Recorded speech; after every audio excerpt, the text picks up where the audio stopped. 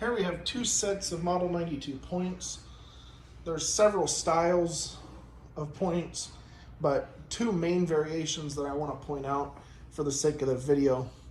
This style here has a screw that holds your wire on that runs to your condenser and the coil.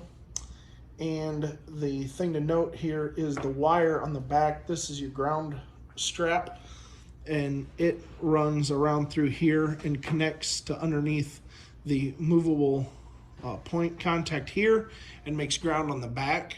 So that's the style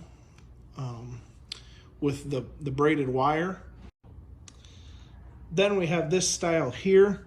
It has a solder type connection here for your condenser wire and coil wire to connect to. And then the ground strap is actually a strap of thin copper that runs underneath the screws here all the way up into the points contact up here. What we're gonna do, if this strap is bad, we're gonna convert it to the other style of ground connection. So both of these in the end of the video will use the ground braid that's included with the kit. So to get started rebuilding these, first, of course, remove them from the engine like I have them here, and then you can disassemble them, and I always sandblast them to get all the crud off them. Some of these can be quite rusty and deteriorated. If you're missing any other small trinkets or parts, let us know. We have a good supply of all the original parts out of here, be it screws and nuts or the mica insulation or the bars or the brackets, anything you'll need. So get them sandblasted down and cleaned up, and then after they're clean, you're going to want to take a small grinder or a sanding wheel and grind the rivet off right here, and take a small punch then and knock that out of this arm. Of course, this will all be disassembled, and we'll show you what that's going to look like. Now let's take a look at what's included in the points rebuilding kit. So this here is the points installation tool for installing the rivet style point. We'll go over that later in the video. This is a piece of ground strap we'll use for replacing your ground wire. These are two lugs we'll use for connecting the ground wire. This is a piece of felt for on top of the clip that holds the moving arm on the pivot stud. And this is your movable rivet style point. And this is your adjustable point that goes on the fixed side of the contacts. They're both tungsten tip points, silver solder or silver brazed onto the studs, and they'll work with your original nut and bracket on your set of points. All right, so here we have our points fully disassembled and cleaned up. After I got them disassembled, I wire wheeled them to remove more stains and stuff the blaster didn't get at first. And then I took a grinder or a sanding wheel and I ground the top of the point contact in the movable arm right here. And then I knocked that out with a small punch. And I repeated the process for the other style here. And then now I want to show you on the backs of these, we have two different sets of or styles of points, so I have two different things going on here. The first set, if you remember, had the ground wire running around the back, and that would be this set here. I just took a small pick and I opened up the eyelet and I pulled the old tattered wire out of there, and I can reuse this eyelet and put my new ground wire down in there eventually when I do the reassembly. It'll go in down in that like so. But you can remove it and put a new one in there if you want, and the new one's included in the package with your points. I just find it simpler to reuse the eyelet. You don't have to do anything about this rivet. Now, on the other set, it's a little different. This had that flat copper strap that ran around the spring and screws into these studs on the bottom. I don't make that, so I convert these over to this style here. I simply drill and tap a 632 screw hole down in the very back corner of this bracket so that it ends up being practically in the same exact location as these. And then upon reassembly, we'll install the eyelet here underneath that screw hole or underneath that screw head and crimp the wire in here like so, and we'll be good to go. So that's the two different styles, and that's how I do each of them. So now we'll proceed to how we install the points contacts in the arms. Now we can install the points contact onto the arm. It simply goes the points contact through the eyelet, through the arm, and through the point spring. The eyelet is a fuzz long. If you want to grind this off ahead of time, you can, but I find they lay to the side just fine and they won't hurt a thing. To rivet it in there, simply set the points arm into the end of the tool like this.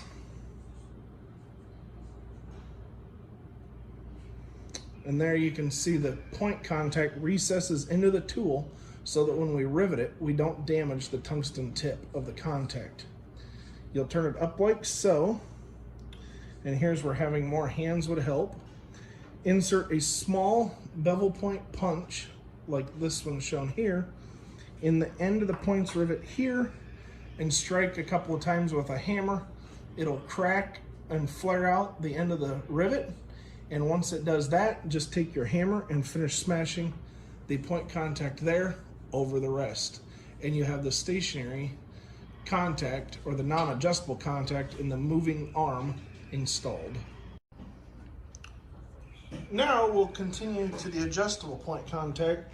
So I simply removed the old point from the bracket, and then I removed the little jam nut off of that. You'll be reusing this jam nut.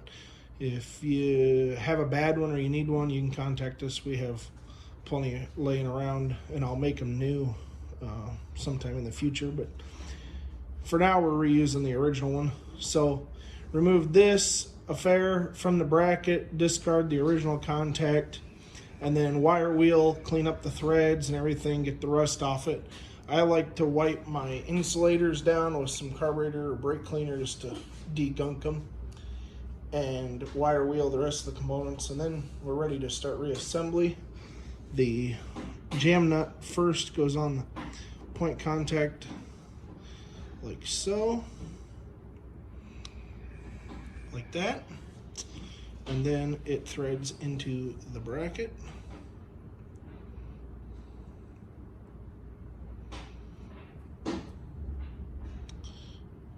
like that. Then you can proceed with installing the bolts through the insulation. Make sure you have the center insulators inside your arm like they belong, like that, or you'll have a short. And a helpful thing to do is to take a picture of your points before you disassemble them, so you know the order in which they go back together, or refer to the picture at the beginning of the video. The first thing to do when you start reassembly is to install the ground wire or strap into the eyelet. I like to fold about 1/4 or 3/16 of an inch of the strap over on itself like so, and then smash it down before I insert it. It just makes it stronger.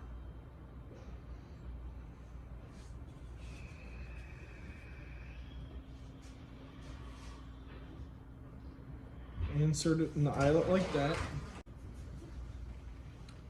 I like to have it protrude, or after I insert it like so, I like to have it protrude just a little bit. Not a lot, but just so it sticks through a little, and then we can crimp it in place. Get a good nice tight squeeze on that so that the wire is firmly held like so. Now we'll install this onto the bracket. Here you see the arm installed to the bracket. You just simply lift the little spring tab up and slip the arm over. It's important to do this step first, as you might not have enough clearance to get this slid in after the stack of mica and everything is in down here. Now we can proceed to install the bolts, the mica, the fixed arm, and the spring. Now I have both sets of points assembled, as you can see here. One thing to note, when you install the threaded stud into this base plate, it's important to install this screw first. Sometimes once this stud is threaded all the way down in where it needs to go, you'll have a little bit of clearance between the head of this screw and this stud. You'll have a little issue here, so if you forget this screw, you just have to back this point out a ways and then install the screw and then run the point back down into where it needs to go. So now we can connect the ground wire. Just simply take the ground strap, run it around the back, lay it in the eyelet that we previously prepared, and I like to fold this back over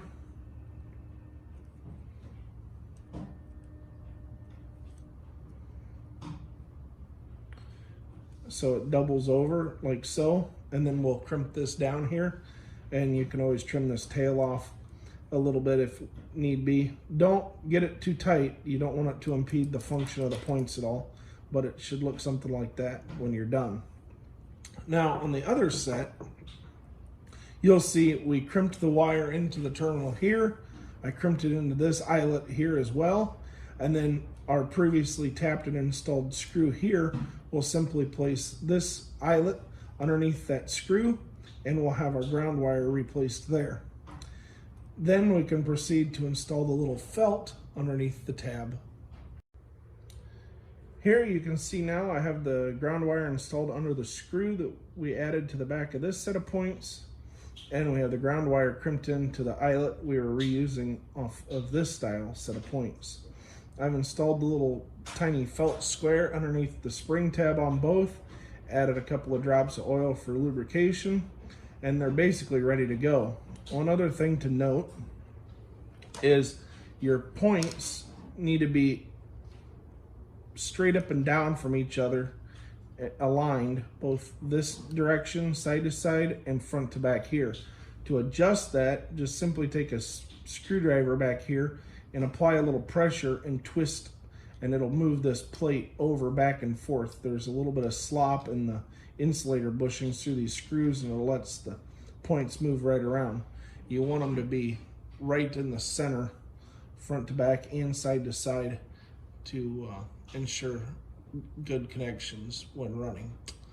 So that should conclude the video. Be sure to check out our website, flywheel-supply.com, or give us a call if you have any questions. Thanks.